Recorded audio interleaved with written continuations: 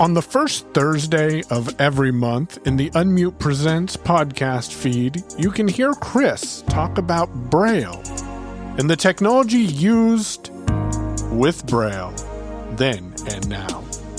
The show's at your fingertips, and you can get it by subscribing to the Unmute Presents podcast feed. Make sure that you're subscribed or head on over to unmute.show to search out old episodes.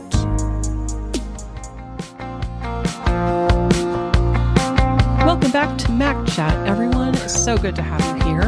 I'm Chris, and this is Marty. Hi, Marty. Hello, how are you? I'm doing pretty good, thanks. Yeah, we've just come back at the time of this recording. We've just returned to our homes in our various states from the CSUN Assistive Technology Conference, and it was really, really great, wasn't it? Oh, it was so much fun. We just had a blast. It was a great week. And now I just feel like I can't get enough sleep to recover from CSUN. But hey, it's all good. You know, it's great. Absolutely. Fun. Yeah, it sure was a lot of input. Definitely. So, yeah. We call that sensory overload at times. Yes, we do. Yes, definitely.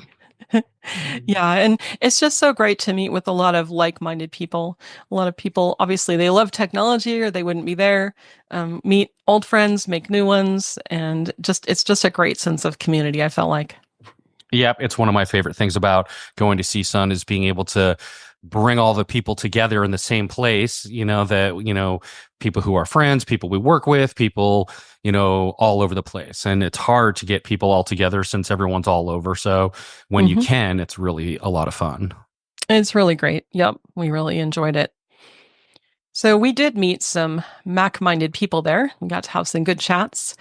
And I was wondering if you'd like to start off with the new product that just came out. And my question to you and everyone else is to upgrade or not to upgrade. That is the question with the new MacBook Air M4. What are your thoughts on that, Marty? I think it's a great update.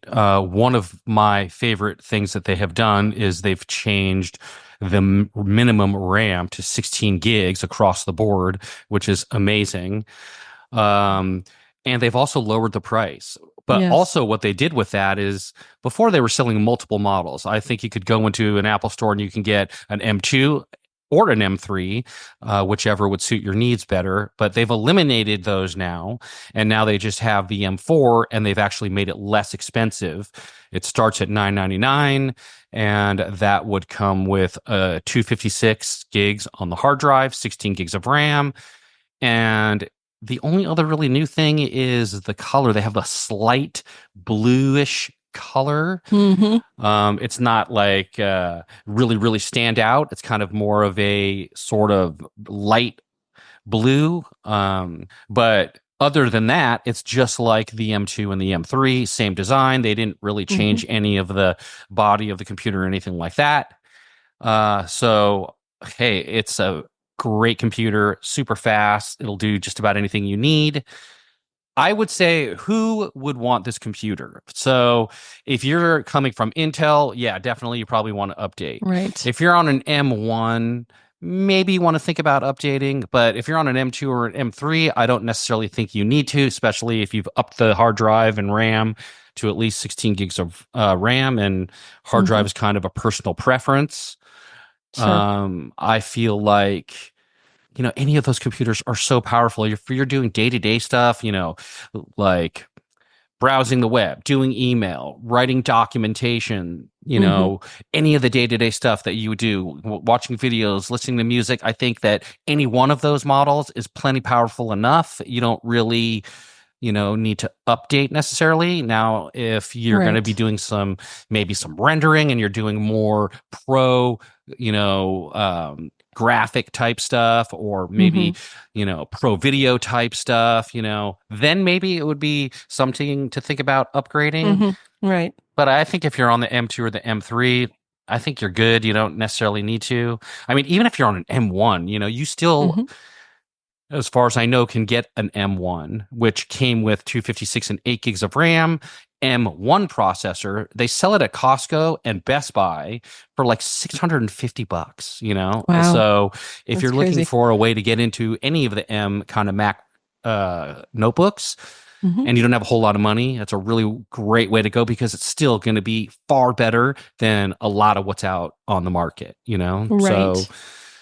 it just depends on what your needs are and what you're doing. If you're just doing Mhm. regular day-to-day stuff, I wouldn't necessarily say you need to upgrade unless you're in that old Intel family of Yes. computers. Right. Otherwise, I would say you're probably good to go. I mean, Mhm. if you've got an old M1 maybe, and you feel like it's starting to lag a little and you want more RAM or something like that, maybe Mhm. think Mhm. about updating. But I think for the most part, if you're on any of the M series, and you're running at 16 gigs of RAM, you're probably good. And even if you're just doing day-to-day stuff and you have 8 gigs of RAM, you're probably still good, depending on what you're Right. doing. So, Definitely.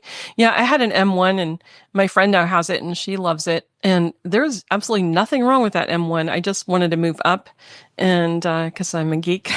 yep. So that's why I'm here.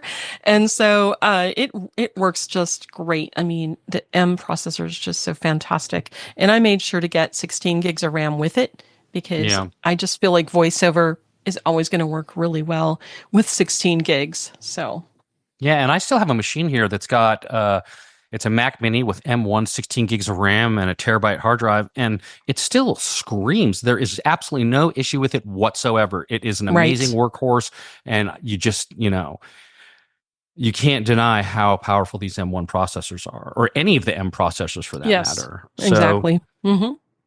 So yeah, I think it's a great machine, and you just got to kind of decide for yourself: are you just a nerd and you want to just have the latest and greatest, or do Right. you have something in your workflow that needs more power? hmm It's just kind of like look at all the things that you're doing Right. and kind of make a decision for yourself.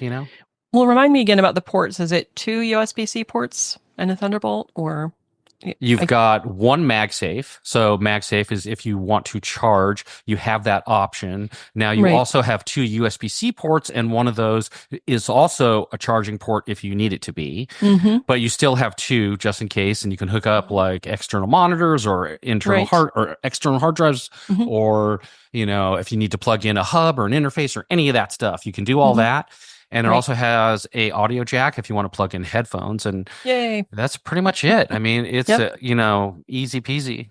Yep. I think it's great. And I love the portability. I took my little MacBook Air and my M3 with me to CSUN, and I really appreciated having it there. And it's just really portable and awesome and thin, and it was great. So Yeah, they're cool. great machines. Definitely. So, in case somebody might be running out of hard drive space, I wanted to mention an app that you sent me a link to. And Mm, this would be good for people who maybe got a 256 and are concerned about duplicate files. Maybe they want to free up some storage without deleting files. Because I think Apple keeps track of files with its file system and the changes that happen, and maybe it's kind of confusing to me how it keeps track of its storage, but there's a really cool app called Hyperspace. And I wrote down what it said on the Macrumors website. And so it says here that it removes duplicates as you point to a folder. And I found that it was accessible with VoiceOver, which was great. And what I did find, though, is that it's not the best thing to use. It's not possible to use it with cloud storage.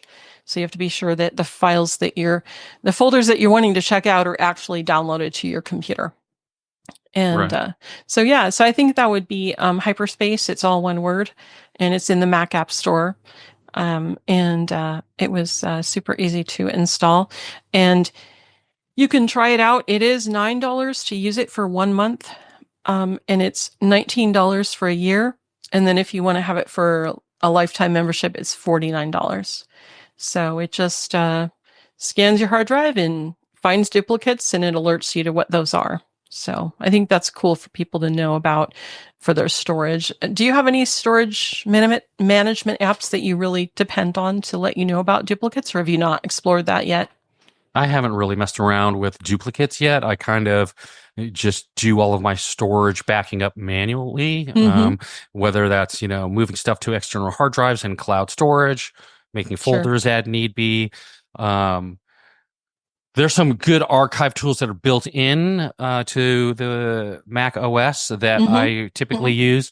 So, like, for example, one thing I would do, this wouldn't necessarily make your information, take away duplicates, but you could take a bunch of stuff, put it in a folder, and then you could zip up that folder or archive that folder and turn it into like one file, which would make it easier than to put into cloud storage or put into an external hard drive. Sure. There are other tools out there that kind of have multi-function where you can, take away duplicates. You can also clean up and do maintenance and run jobs on your hard drive, stuff like that. But this is the first thing I've seen, at least in a while, that strictly just does one thing and does one thing well, which sometimes is a better thing, actually. Sometimes they try and stuff so many things into an app that it does a bunch of things okay, but not any one thing great. So I appreciate that someone takes the time to actually build something that has one purpose and it does it great, Right. That's awesome. Yeah. And it also means it's probably more accessible because it does that one thing. And as long as the interface of the app is accessible, which it was to me, it pointed me in a folder, and I was kind of in a hurry because I thought, I just want to check this out really quick. And then I needed to find a folder I actually had downloaded rather than examining my storage. But it was cool. It was really, really easy. It just put the little icon on my dock and I was up and running with it. So that was neat. And I will definitely also say, I'm grateful, thankful that as part of building this app, they just automatically put in the accessibility features that you would need as a part of building the app. You don't have to go back and ask them to do it. You don't have to have a real bad version of it or it be an afterthought. I much appreciate that, they take the time to build the app for everyone, right? Like it's definitely not an afterthought. So I much appreciate that and respect the developer for that. Really cool. I think it's worth sending every developer that has something that's immediately accessible, whether it was on purpose or accidental, to just email them, and say, hey, thanks so much. So recently you were telling me about a category of apps and things that I don't really know much about. I know the concept, but I don't really know much about them. They sound really handy. And that is the category of RSS readers. Can you tell us, for those who may not know what they are and what they do, and maybe a couple of examples? Sure. So you look at it kind of like email. The technology part of it is like email. So when you're using your email, every time you get a new email, your email application knows that, something is out there and pulls it right into your app so that you can actually take a look at the email that you received and read whatever the email is. And it gives you all the information and all of that stuff. It does it kind of on its own, unless you have some weird mail setup where you have to go manually get your mail or hit a button to sync or something like that. The majority of people, have it so that it just automatically knows that you got email and it pulls it into your email application. Well, RSS is the same way. They have a bunch of different apps out there that all, at the end of the day, do the same thing. If let's say that you have a news feed. Let's say you're looking at a blog on like Unmute, for example, and there's a new post. Then the application will know, hey, there's a new post out there, and it will automatically bring it in. All of these apps are super robust, and so you can kind of look at what app would suit your needs the best. They have everything from super basic to super advanced and everything in between. And so every time you want to collect different articles, or maybe there's a favorite website that you have out there that you want to keep up on, instead of having to go out to the internet to find it, it will bring it into the app. You just open up your app and you can read all of, your articles from all the different websites that you have set up in your RSS reader. So, a lot of great features that are in just about all of them is that, of course, you don't have to go out to the web and go to all these different websites. You can kind of build your RSS reader to get and bring to you your favorite, websites, topics, whatever it is. And it another great thing that I really like about it is that it usually strips out all the junk that you have to deal with when you go to a website with a web Awesome. browser. You're not going to deal with pop-up windows. You're not going to deal with really much of that. It basically just takes the article, strips all the stuff out of it, and makes it so you can read the article right there in your app. Mm-hmm. If you're going to get into it and you've never done it before, I would highly recommend using NetNewsWire. And the reason why I say that, first and foremost, which people will love, it's actually open source. So it's an open source app, and it's actually free 100%. You don't have to pay for anything, and it's across all the platforms. So you can get it for your Mac, you can get it for your iPhone, iPad, all the things. And you can configure it however you want. Personally, with the RSS readers that I use, I do what's called cloud syncing. So whatever I do on my computer will match on my iPhone if I go open up the app there. So like, for example, let's say there was 3 articles from Unmute that was published, right? And I read those on my computer, then they're shown as read. Now, when I go over, it'll sync to the cloud. And when I go over to my phone later and maybe look to see what I have, it will show those as also read. So it kind of matches everything, which is what I like. You stay current across all your devices with cloud syncing. Cool. It strips out all the ads. It's great. Awesome. And of course, then you can go out and you can find ones that do more stuff, ones that will do video stuff. Say like you have a favorite YouTube channel. You could put that in there. And every time a YouTube video is published, it'll pull it into your RSS reader. And if it has that capability to be able to play video, then you just play the video right in the RSS reader. And you don't have to go deal with YouTube and all of that. And it strips all the junk out. And it's really great. I love it. I'm hugely into RSS readers because it's just so much easier once you figure out all of the things that you want to know about on a daily, weekly, monthly basis when it comes to news or entertainment or anything for that matter. You just open one app and it's all right there. So that's great. I really like it a lot. I'm a huge RSS reader. It started way back. Google kind of started. They had a whole system for RSS and, being able to do this technology. And they kind of do what they always do, decided, we don't want to do that anymore. And they killed it for no reason. And they really upset a lot of people because it was really popular. And then we kind of went away from RSS. It wasn't so popular for a little bit, but it's really making a resurgence now. And there's some really amazing apps out there that do a lot of really, really cool stuff. And like I said, some are free, some you pay for, some you have a subscription, some you got a flat fee, one-time purchase. It just all depends on what your needs are, what you want. But if you want to start with RSS, I highly recommend NetNewsWire because it is free. And if you do like that, you can continue using it, but you can also then go out and see what else there is out there to, in RSS readers. It's also very accessible on all the platforms with VoiceOver. They make sure that works well. So it does. And there you go. It's basically what an RSS reader is. Awesome. So it's primarily for articles, not maybe like new podcast releases or you could if you a podcast at the end of the day is an RSS reader. You could put your podcast into an RSS reader if you wanted to, like the link to the feed.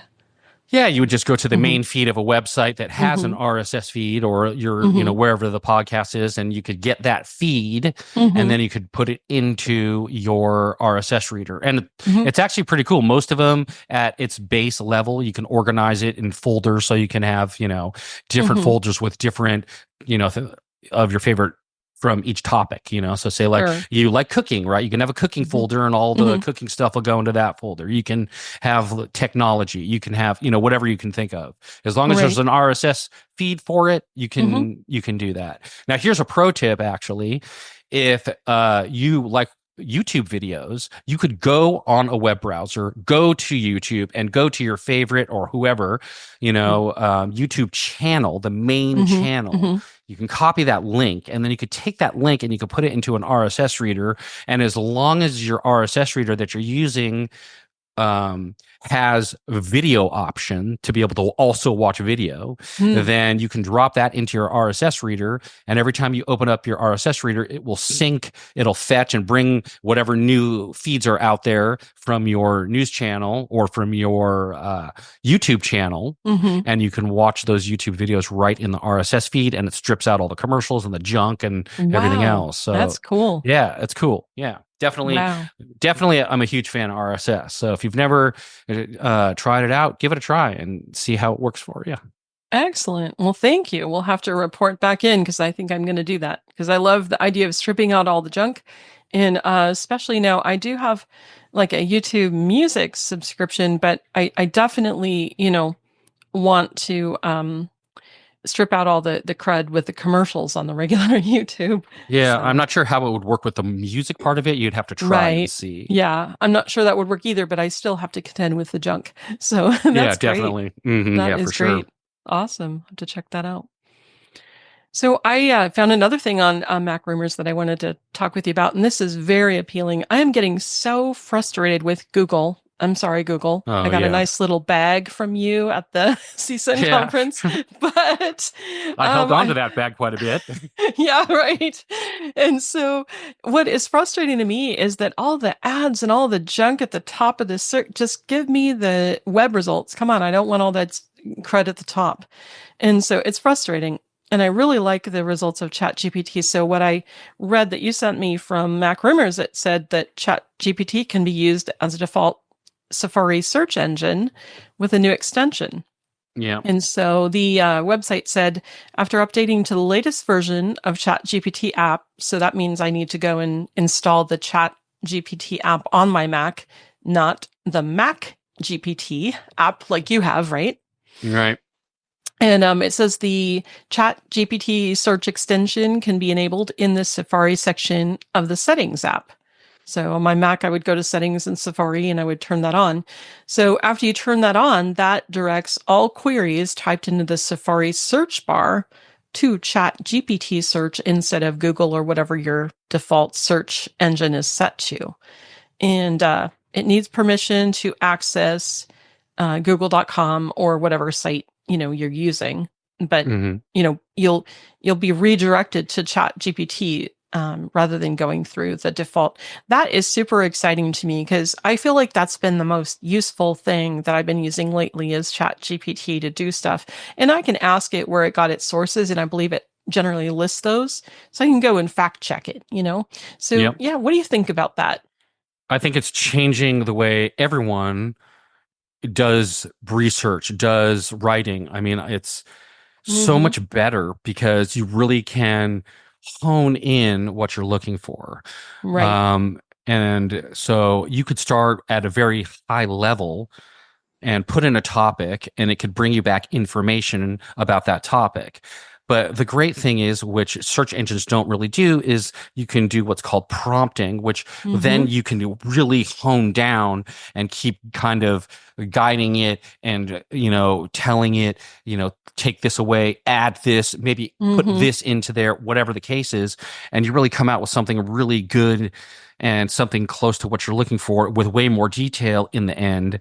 You just can't do that with a browser, Yeah. I mean, with a browser, it's like, okay, you're looking for, insert whatever here, and it goes out and, like you said, there's a bunch of advertisements at the top, and then it's just every random weird thing out there. Right. And when you use, any of these other, services, ChatGPT and alike, it just is great that you can hone it in and you just get way better information. I really think it's game changing. And I think that search engines are in big trouble, honestly. Yes, just a regular old search engine. I think as soon as somebody learns about what, like a Chat GPT is or any of the other, language models that are out there, I think it's going to be real game changing. It's already really game changing, and I think it's just going to, it'll be like AI. Everything is AI now. Yep.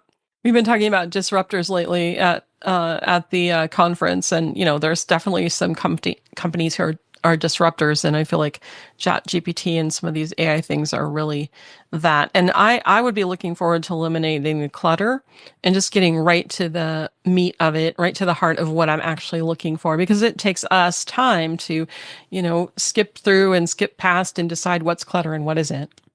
Correct. And it's sort of interesting too, because we're at this kind of point right now where, like, for example, how many different sets of glasses did we see? And they all Right. basically do the same thing. Some of them maybe have a trick another one doesn't do or something like that. But at the end of the day, they basically, do all of the same things. They identify things around you. They, will describe a room or an area or a space, something like that, So it's going to be interesting to see over the next year or two, how the different glasses hone in and what each one's going to do better than the other, or which one is going to kick all the rest of them, and, their butts and just do something mind blowing, So Right. It'll be interesting to see where we go with this in the next, couple of years. Sure. And I think whatever makes our work more efficient, because it does take us longer to do things. So whenever we can work smarter, not harder, I think that's really a crucial aspect of things. And if I can get Chat GPT to strip out all the junk and just take me to the information, that's what I'm looking for. So I'm going to make sure that I download the Chat GPT app for Mac. I do have it on my phone, and I do access the website, and I love it. I love it. I'm just thinking that it would be so much easier if I just had it happen in Safari just automatically without having to take that other step and make sure I'm logged in and do all the things. Yeah. So on your phone, Yeah. how do you feel about the experience on your phone, say with ChatGPT, opposed to on your computer? On your computer, you're a little more robust because you have a little bit more control over things. You can take, your different text that comes out of ChatGPT and you can put it into, an editor and all that kind of stuff. So when you're doing, research and you're using ChatGPT on your phone, what would your workflow be like once you got the information you wanted to get it out of there and put it into an editor or to do whatever it is you want to do with it? Well, truth be told, I mean, I have used it on my phone, but that is why I pretty much only use it on my computer, because I might ask it to translate a big whole manual for one of my students. I might ask it to do some things that I'm going to upload a file that I have on the computer and do something with it. I think that's why I primarily use it on my computer, is because I can do so many things with what I have on the machine already. And have different, outputs, whether it's a language or whatnot for the text that I'm working with. Right. Cool. So mostly on the computer. So definitely. Well, we were talking about this sense of community and how awesome it was to be at CSUN, where there were so many like-minded people and everybody interested in this big field of technology and all the things that are happening. I was just thinking about Mac communities, and there's obviously a huge PC / Windows / JAWS or NVDA or whatever you're using. Lots of people operating in that space, but I feel like the Mac was first to be accessible to us, and then Windows, my impression anyway, is that Windows kind of took over and the blindness space, and then maybe there have always been people devoted to Mac. So I think it's really important to have a community that you connect with. And I was just curious how you find Mac folks to connect with. How do you do that? Do you find that really useful? And what does that look like for you? Well, I would say that it depends on what I'm looking for. If I'm looking for, Mac stuff specifically, with accessibility in mind, I would definitely look at Apple Viz. They have a huge community over there. There's tons of helpful people. There's tons of helpful articles.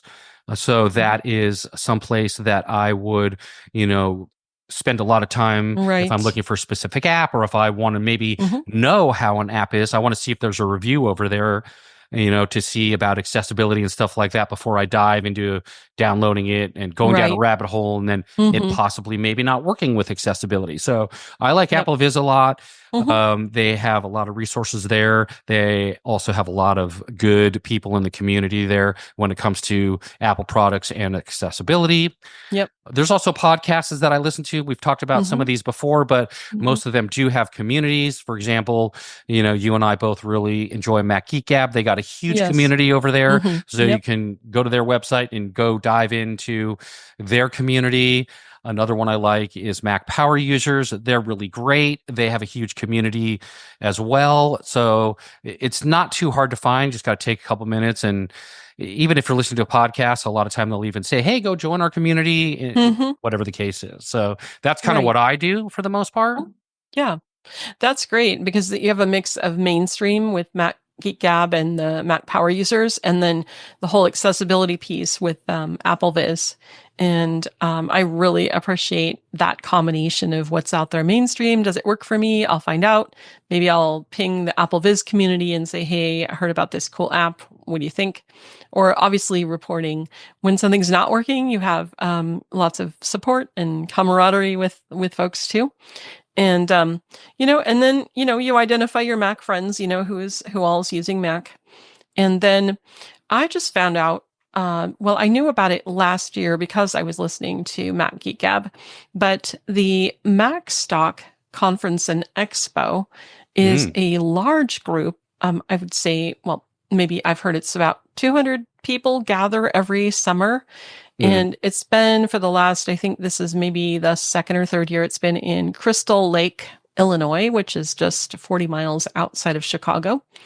Right. And our friend Allison at the NosillaCast, she has this longest running Mac podcast coming up here about 20 years.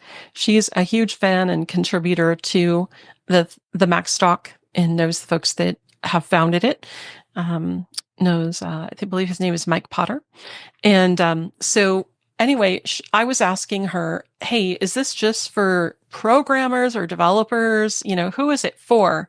And she said, oh, no, it's for your average person who loves the Mac and developers and programmers could come too, but it's for people of all different levels.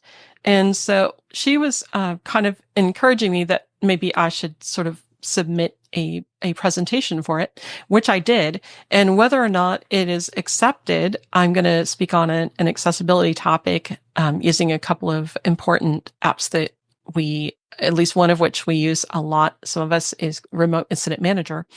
But anyway, I have applied to be a speaker, but whether I'm chosen or not, I really want to go to this expo because it's 3 days in July, mid-July, and constant hour-to-hour, presentations. It's iOS and Mac, and it's really cool.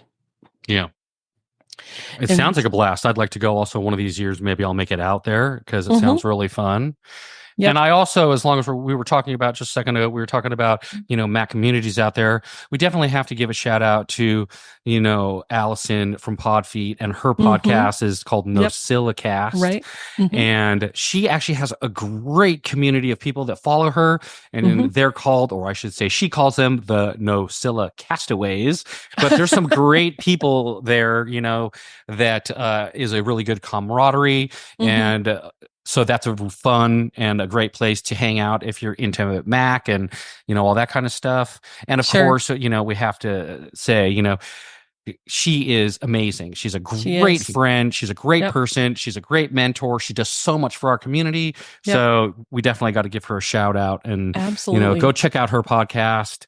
It's called NosillaCast. And she's amazing. We love her. And she's a great person for the community and the people. So definitely go check her out. Accessibility. And I wondered, why was it called Nosilla? And finally, either someone told me or I realized it's Allison backwards. Yeah.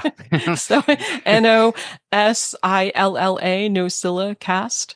And so, she's really great. And we got to have lunch with her recently, and we really, really enjoyed it. But she just has such a heart for accessibility, and she wants to understand how things work or don't work for us. And so it's just a really great, thing that she's in our corner, Oh yeah, she's amazing. She's great. So She is. So I consider that, all these things and all these wonderful people are great resources, and they really help me stay encouraged and be a part of the whole Mac ecosphere because it's, I would say it's one thing for someone to come to iPhone and say, "Oh yeah, hey, I know VoiceOver on the iPhone. Great, I'll just get a Mac." Well, it's a steep learning curve. It can be for folks, and so to feel like you're not all hanging out there by yourself, and there are people who are supportive, it's really a great thing. So Absolutely. yeah, so having community is good, which is kind of the way we started talking today about the community that we found at CSUN. And there's lots of great content that's coming out from all the different topics and all the different shows that are presenting. So that's really cool. Is there anything else you wanted to be sure to mention before we wrap up here? Yeah, I would say check out actually, and we were super excited about this, but we did a CSUN wrap up with the Double Tap guys, and that was amazing. Yes. So you can go over to the Double Tap podcast or their YouTube channel, and you can find that content that we were in. And we had a blast. We did it a couple of different places, but specifically at the end of the convention, we did a CSUN wrap up right in the middle of the vendor floor, right by LG, and it was fun. We just had a great time. So we did. It was awesome. really a blast. Yeah. Yep. Absolutely. Yep. Awesome. Well, in case people have comments or feedback or ideas for future topics for us, what's the best way for us to hear from folks, Marty? Yeah, well, you can email us at feedback@unmute.show. You can also check out our website at unmute.show. And if you have any topics, something you'd like us to talk about, or maybe something you'd like us to review, let us know, and we'll do our best to try to make that happen. We will, and we appreciate everybody joining us today, and we're looking forward to chatting with you next month. Sounds good. We'll see you next time. Thanks, Chris. Thanks, Marty.